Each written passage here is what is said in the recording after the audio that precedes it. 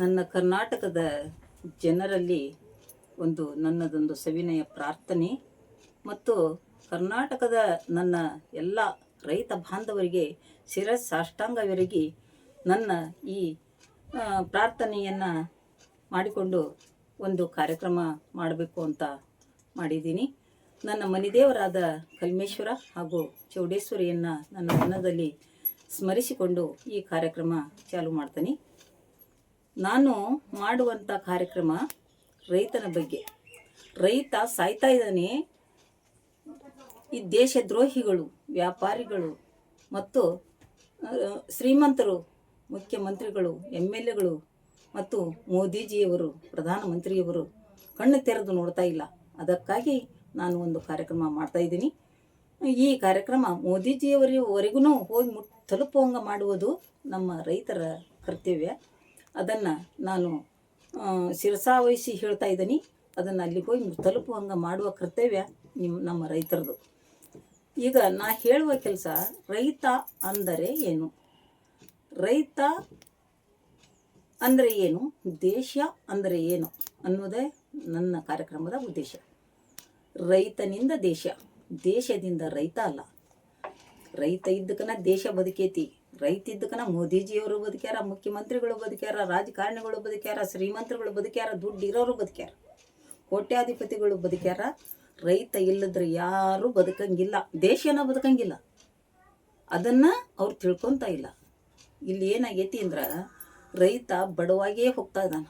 ಯಾಕಂದ್ರೆ ಇವತ್ತು ಟ್ಯಾಕ್ಟರ್ಗಳು ಬಂದು, ಮಿಷನ್ಗಳು ಬಂದು, ದನ ಇಲ್ಲ, ಕೊಟ್ಟಿಗೆ ಗೊಬ್ಬರ ಇಲ್ಲ. ಇದು ಸಾವಯವ ಗೊಬ್ಬರ, ಇದು ಗೌರ್ಮೆಂಟ್ ಗೊಬ್ಬರ ಹಾಕಿ ಹಾಕಿ ಹಾಕಿ ಸರ್ಕಾರಿ ಗೊಬ್ಬರ ಹಾಕಿ ಭೂಮಿಯಾಗ ಏನು ತೇವಾಂಶ ಉಳಿದೇ ಇಲ್ಲ. ಪೀಕ್ ನೆಟ್ಟಿಗೆ ಬರೋಂಗಿಲ್ಲ. ಇವತ್ತು 1 ಎಕರೆಗೆ 10 ಚೀಲ ಹಾಕೇವಿ ಅಂದ್ರೆ ಮುಂದಿನ ವರ್ಷ 15 ಚೀಲ ಹಾಕಬೇಕು ಅಂದ್ರೆ ಮಾತ್ರ ಬೆಳೆ ಬರ್ತೈತಿ. ಹಿಂಗೆ ಮುಂದುವರೆದ್ರೆ ಭೂಮಿ ಗತಿ ಏನು ಒಂದಿದ್ದು. ಆಮೇಲೆ ಮಳೆ ಬಂತು, ರೈತ ಶುರು ಮಾಡ್ದ ಕೆಲಸ, ಹೊಲ ಹೊಡೆದ, ಶುರು ಮಾಡ್ದ, ಬಿತ್ತನೆ ಮಾಡ್ದ, ಟ್ಯಾಕ್ಟ್ರಿಗೆ ರೊಕ್ಕ ಹಾಕಿದ, ಎಣ್ಣೆಗೆ ರೊಕ್ಕ ಹಾಕಿದ, ಗೊಬ್ಬರಕ್ಕೆ ರೊಕ್ಕ ಹಾಕಿದ, ಎಲ್ಲಾನು ಮಾಡಿದ. ಕೈ ಮುಕ್ಕೊಂಡು ಕೂತ್ಕೊಂತ ಏನಂದ್ರೆ ಪೀಕ್ ಬರ್ತೈತಿ, ಸಾಲ ತೀರಿಸ್ಬೇಕು, ಬಡ್ಡಿ ಸಾಲ ತಂದ, ಎಲ್ಲ ಕೆಲಸ ಮಾಡ್ದ. ಪೀಕ್ ಬರ್ತೈತಿ, ಸಾಲ ತೀರಿಸ್ಬೇಕು, ಪೀಕ್ ಬರ್ತೈತಿ, ಜೀವನ ಮಾಡ್ಬೇಕು ಅಂದ. ಪೀಕ್ ಬರೋದೇ ಇಲ್ಲ. ಮಳೆಯರ ಕೈ ಕೊಡ್ತೈತಿ, ಬೆಳೆಯರ ಕೈ ಕೊಡ್ತೈತಿ, ಏನಾದರೂ ಕೈ ಕೊಡ್ತೈತಿ. ಹಂಗೋ ಹಿಂಗೋ ಮಾಡಿ ಮತ್ತೆ ಅಲ್ಪ ಸ್ವಲ್ಪ ಧಾನ್ಯಗಳು ಬಂದು ಅಂತ ಇಟ್ಕೊಳ್ಳೋಣ.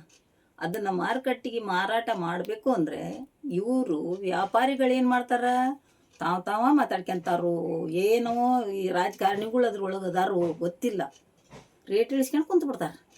ರಾಜಕಾರಣಿಗಳು ಅದ್ರೊಳಗೆ ಅದಾರ ಅಂತ ನಾನು ಹೇಳ್ತೀನಿ. ಇರ್ಬೋದು, ಇದ್ದಿದ್ದಾರೆ. ರೇಟ್ ಇಳಿಸ್ಕೊಂಡು ರೈತರನ್ನ ಕೊಲ್ತಾರೆ. ಅವನೇನು ಮಾಡ್ತಾನೆ, ಇತ್ಲ ಮರಕ್ಕೂ ಅಲ್ಲ, ಇತ್ಲ ಬಿಡೋಕ್ಕೂ ಅಲ್ಲ ಅಂತ 1 ತಿಂಗಳು ಇರ್ತಾನೆ, 2 ತಿಂಗಳು ಇರ್ತಾನೆ. ಕೊನೆಗೆ ಎಲ್ಲಿ ಬರ್ತಾನೆ, ಇಲ್ಲಿ ರೇಟ್ ನೋಡೋದ್ರಾಗ ಅಲ್ಲಿ ಬಡ್ಡಿ ಇರ್ತತಿ, ನಾ ತಂದದ್ದು ಬಡ್ಡಿ ಇರ್ತತಿ, ಈ ರೇಟ್ ನೋಡೋದ್ರಾಗ ಅದು ದೊಡ್ಡದಾಕತಿ, ಇದ್ದಷ್ಟು ಇರಲಿ ಹೋದಷ್ಟು ಹೋಗಲಿ ಅಂದವ ಏನು ಮಾಡ್ತಾನೆ, ಹೋಗಿ ಮಾರಿ ಬರ್ತಾನೆ. ಇದ್ರಾಗ ಯಾರೂ ಸಾಯಂಗಿಲ್ಲ, ರೈತ ಮಾತ್ರ ಸಾಯ್ತಾನೆ. ರೈತ ಮಾತ್ರ ಸಾಯೋದು, ಕೂಲಿಕಾರ ಸಾಯಂಗಿಲ್ಲ. ಇವತ್ತು ಕೂಲಿಕಾರ ಯಾರು ಸಾಯ್ತಾರಂದ್ರೆ, ದುಡಿಯಾಕೆ ಹೋಗ್ಲಿದ್ದರು, ಮುದುಕರು, ಮುಳ್ರು, ಏನೋ ನಿರ್ಗತಿಕರು ಇಂಥ ಸಾಯ್ತಾರ ಹೊರತು ಕೂಲಿ ಮಾಡಿ ಕೆಲಸ ಮಾಡೋರು ಯಾರು ಸಾಯಕತ್ತಿಲ್ಲ. ಇವತ್ತು ಕೂಲಿ ಮಾಡಿ ಕೆಲಸ ಮಾಡೋರು ಯಾರು ಸಾಯಕತ್ತಿಲ್ಲ, ರೈತ ಮಾತ್ರ ಸಾಯ್ತಾನೆ. ಯಾಕಂದ್ರೆ ಅವ ಬಡ್ಡಿ ಸಾಲ ತಂದರೂ ಕೂಲಿಕಾರಿಗೆ 500, ಹೆಣ್ಮಕ್ಳಿಗೆ, ಗಂಡು ಮಕ್ಳಿಗೆ 500, ಹೆಣ್ಮಕ್ಳಿಗೆ 300 ರೂಪಾಯಿ ಕೊಡಲೇಬೇಕು. ಬಡ್ಡಿ ಸಾಲ ತಂದಾದ್ರೂ ಕೊಡ್ಬೇಕು. ಇವನು ಕೂಲಿ ಮಾಡಿದವನು ಏನು ಮಾಡ್ತಾನೆ, ಮುಂಜಾನೆಯಿಂದ 500 ರೂಪಾಯಿ ದುಡ್ದೆ, ಕೂಲಿ ಮಾಡಿದವಳು ಹೆಣ್ಮಗಳು ಏನು ಮಾಡ್ತಾಳೆ, 300 ರೂಪಾಯಿ ದುಡ್ದು ಬಂದೆ, ನನಗೆ ನಾಳೆ 300 ರೂಪಾಯಿ ಬರ್ತೈತಿ, ನನಗೆ 500 ರೂಪಾಯಿ ಬರ್ತಿದ್ದ ಕಣ್ ತುಂಬ ನಿದ್ದೆ ಮಾಡ್ತಾರೆ ಅವರು. ರೈತ ಏನು ಮಾಡಬೇಕು, ಬಡ್ಡಿ ಸಾಲ ತಂದು ಕೊಟ್ಟೆ ಬೆಳೆ ಬರ್ತೈತೆ ಇಲ್ಲ, ಬಡ್ಡಿ ಸಾಲ ತಂದು ಕೊಟ್ಟೆ ಬೆಳೆ ಬರ್ತೈತೆ ಇಲ್ಲ ಅನ್ನೋದ್ರಾಗನ ಬೆಳಕರಿಸ್ತಾನೆ. ಅದಕ್ಕಾಗಿ ನಿಮಗೆ ಹೇಳೋದಿಷ್ಟ, ಪ್ರಧಾನಮಂತ್ರಿಯವ್ರಿಗೆ ಹೇಳ್ತೀನಿ, ಮುಖ್ಯಮಂತ್ರಿಯವ್ರಿಗೆ ಹೇಳ್ತೀನಿ, MLAಗಳಿಗೆ ಹೇಳ್ತೀನಿ, ಶ್ರೀಮಂತರುಗಳಿಗೆ ಹೇಳ್ತೀನಿ, ದಲ್ಲಾಳಿಗಳಿಗೆ ಹೇಳ್ತೀನಿ, ಮತ್ತು ವ್ಯಾಪಾರಿಗಳಿಗೂ ಹೇಳ್ತೀನಿ, ರೈತರನ್ನ ಕೊಲ್ಲಬೇಡ್ರಿ, ರೈತನ ಬದುಕಿಸ್ರಿ. ಅವ ಏನು ಮಾಡಬೇಕು, ಹಂಗೋ ಹಿಂಗೋ ಕೊಟ್ಟ ಇವ್ರು ಗೋಡಾಣ ತುಂಬ್ಕೊಂತಾರೆ. ಕಮ್ಮಿ ರೇಟಿಗೆ ಮಾಡಿ ಗೋಡಾಣ ತುಂಬ್ಕೊಂಡು ರೈತನ ತಲಕ ತಗೊಂಡ್ರೆ 3,000 4,000 ಭತ್ತ ಮಾರ್ತಾರೆ, ಡಬಲ್ ಮಾರ್ತಾರೆ. ಇದನ್ನು ನಿಮಗೆ ಯಾರಿಗೆ ರಾಜಕಾರಣಿಗೆ ಗೊತ್ತಾಗವಲ್ದ, ತಿಳಿವಲ್ದ, ಮೋದಿಜಿಯವ್ರಿಗೆ ತಿಳಿವಲ್ದ, ಮುಖ್ಯಮಂತ್ರಿಗಳಿಗೆ ತಿಳಿವಲ್ದ, ಯಾಕೆ ಹಿಂಗೆ ಮಾಡಕತ್ತೀರಿ? ರೈತನ ಎಲ್ಲಿ ಮಾಡ್ಬೇಕಂತ ಮಾಡಿ ನಾ ರೈತರಿಗೆ ಹೇಳ್ತೀನಿ, ಘೋಷಾಘಂಟವಾಗಿ ಹೇಳ್ತೀನಿ, ರೈತರು ನೀವು ಜಾಣರಾಗ್ರಿ. ನೀವು ಈ ವರ್ಷ ಆಕತ್ತೆ, ಮುಂದಿನ ವರ್ಷ ಆಕತ್ತೆ ನನಗೆ ಗೊತ್ತಿಲ್ಲ, ಒಂದೇ ಒಂದು ವರ್ಷ ತರಕಾರಿ ಬೆಳೆಯೋರು, ಸೊಪ್ಪು ಬೆಳೆಯೋರು, ಇಂಥದ್ದೆಲ್ಲ ಹಾಳಾಗಂತ ನೀರುಳ್ಳಿ ಬೆಳೆಯೋರು ಅವ್ರಿಗೆ ಇಟ್ಕೊಳಕ್ಕೆ ಬರಲ್ಲ, ಅವ್ರು ಮಾರಲಿ.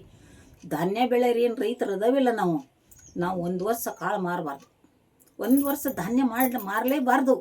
ನಾವು ಸರ್ಕಾರಕ್ಕೆ ಸವಾಲು ಹಾಕ್ಬೇಕು ಅಂದ್ರೆ ಧಾನ್ಯ ಮಾರಬಾರ್ದು. ಮಾರ್ದಂಗೆ ನಾವು ಇಟ್ಕೊಂಡು ಕುಂದ್ರೆ ಅವ್ರು ಹೆಂಗೆ ದೇಶ ಬದುಕಿಸ್ತಾರೆ ನೋಡೋಣ. ಅವ್ರು ದೇಶ ಬದುಕಿಸ್ತವಿ ಅಂತಾರಲ್ಲ, ದುಡ್ಡು ಕಡ್ಕೊಂಡು ತಿನ್ನಕತ್ತೆ. ರೈತನ ಸಾಲ ತೀರಿಸ್ರಿ.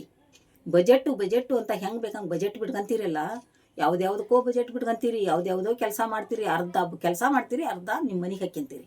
ಅದನ್ನು ಬಿಟ್ಟು ರೈತನ ಬದುಕಿಸ್ರಿ. ಒಬ್ಬ ರೈತಗೆ ಸಣ್ಣ ಹಿಡುವಳಿದಾರಿಗೆ 1 ಲಕ್ಷ ಕೊಡ್ರಿ, ಒಂದು ವರ್ಷಕ್ಕೆ ಒಂದೇ 1 ಲಕ್ಷ. ದೊಡ್ಡ ಹಿಡುವಳಿದಾರಿಗೆ ಅದ್ರ ತಕ್ಕಂಗೆ ಆಸ್ತಿ ಜಮೀನು ಎಷ್ಟೈತಿ, ಎಷ್ಟು ಹಾಳಾಗೈತಿ ಅನ್ನೋದ್ರ ಲೆಕ್ಕದ ಮೇಲೆ ಕೊಡ್ರಿ. ಕೊಟ್ಟು ರೈತನ ಬದುಕಿಸೋದು ಕಲ್ಕರಿ. ರೈತ ಬದುಕ್ತಾನ, ಧೈರ್ಯದಿಂದ ಇರ್ತಾನ. ಅದಕ್ಕೆ ಅವನು ಹಿಂಗೂ ಇಲ್ಲ ಹಂಗೂ ಇಲ್ಲ ನೇಣಿ ಶರಣಾಕಾನ, ವಿಷಕ್ಕೆ ಶರಣಾಕಾನ. ಅದನ್ನು ಬಿಡಿಸ್ರಿ.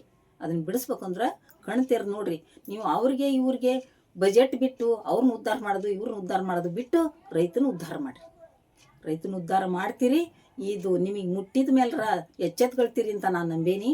ಇದನ್ನು ಮಾಡಲಿಲ್ಲ ಅಂದ್ರೆ ರೈತ ಬಾಂಧವರಿಗೆ ನಾನು ಮತ್ತೊಮ್ಮೆ ಹೇಳ್ತೀನಿ, 1 ವರ್ಷ ದಯಮಾಡಿ ಒಂದೇ 1 ವರ್ಷ ಧಾನ್ಯಗಳನ್ನು ನಿಮ್ಮ ಮನೆಯಲ್ಲಿಯೇ, ನಿಮ್ಮ ಗೋಡಾಣಗಳಲ್ಲಿಯೇ, ನಿಮ್ಮ ಸಂಗ್ರಹ ಮಾಡುವಂಥ ಜಾಗದಲ್ಲಿ ಇಟ್ಟುಕೊಂಡು ಒಂದೇ 1 ವರ್ಷ ಯಾವ ಧಾನ್ಯನೂ ಮಾರಬಾಡ್ರಿ. ಅವ್ರು ಮಾಡಲಿ. ರಾಜಕಾರಣಿಗಳು ನಿಮ್ಮ ಮನೆಗೆ ಬರ್ತಾರೆ ಕಾಲು ಬೀಳಕ್ಕೆ. ಅವತ್ತು ದೇಶ ಬದುಕಿಸೋದು ಅವ್ರಿಗೆ ತೊಂದರೆ ಆದಾಗ ಮಾತ್ರ ನಿಮ್ಮ ಕಾಲು ಬೀಳಕ್ಕೆ ಬರ್ತಾರೆ ಅವರು. ಅಲ್ಲಿವರೆಗೂ ನೀವು ಧಾನ್ಯ ಕೊಡಬೇಡ್ರಿ. ಒಂದೇ 1 ವರ್ಷ ಏನಾದರೂ ಮಾಡಿ ಧಾನ್ಯಗಳನ್ನು ನಮ್ಮ ಮನೆಯಲ್ಲೇ ಇಟ್ಕೊಳ್ಳೋಣ. ಅದು ಹೆಂಗೆ ಮಾಡ್ತಾರೆ? ಯಾಕಂದ್ರೆ ನಾನು ಕೂಲಿನೂ ಮಾಡ್ತೀನಿ. ನಾನು ಅರ್ಧ ಎಕರೆ ಮಾತ್ರ ನಾನು ಹೊಲ ಇರೋದು, ಕೂಲಿನೂ ಮಾಡ್ತೀನಿ. ಅರ್ಧ ಎಕರೆ ಜಮೀನು ಮಾಡ್ತೀನಿ. ಜಮೀನು ನಾವು ಹಾಕಿದ್ದಷ್ಟೇ ಬರ್ತೈತಿ. ನಾನು ಕೂಲಿ ಮಾಡ್ತೀನಿ. ಕೂಲಿ ಬಂಡವಾಳ ಅದಕ್ಕೆ ಹಾಕಿರ್ತೀನಿ. ಅದನ್ನು ಮಾತ್ರ ತಕ್ಕಂತೆ ನಾನು ಅದ್ರಾಗ ಏನು ಉಳಿಯಂಗಿಲ್ಲ. ರೈತನದು ಅದೇ ಬೆಳೆವ, ದೊಡ್ಡ ರೈತರಂದು ಅದೇ ಬೆಳೆವ. ಅವರು ನನ್ನಂಗೆ ಕೂಲಿ ಹೋಗಲ್ಲ ಪಾಪ, ಬಡ್ಡಿ ಸಾಲ ತಂದು ಮಾಡ್ತಾರೆ. ನೀನು ಕೂಲಿ ಹೋಗ್ಕನಿ, ಅದಕ್ಕೆ ಬಂಡವಾಳ ಹಾಕ್ತೀನಿ, ಇದನ್ನು ತಿಕ್ಕಂತೀನಿ. ಅವ್ರು ಕೂಲಿ ಹೋಗ್ಲಿದ್ದರು ಬಡ್ಡಿ ಸಾಲಕ್ಕೆ ಹೋಗ್ತಾರ. ಬಡ್ಡಿ ಸಾಲ ಅಂತ ಹೆಂಗೆ ತೀರಿಸ್ಬೇಕು ಅವರು?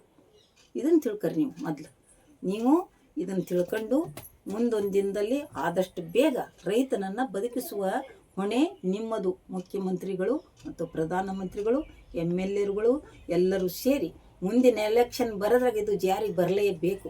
ರೈತನಿಗೆ 2 ಎಕರೆ ಜಮೀನಿರೋನಿಂದ ಹಿಡಿದು ಮೇಲ್ವರ್ಗದವರೆಗೂ ನೀವು ವರ್ಷಕ್ಕೆ ಇಷ್ಟು ಅಂತ ದುಡ್ಡು ನಿಗದಿ ಮಾಡಲೇಬೇಕು.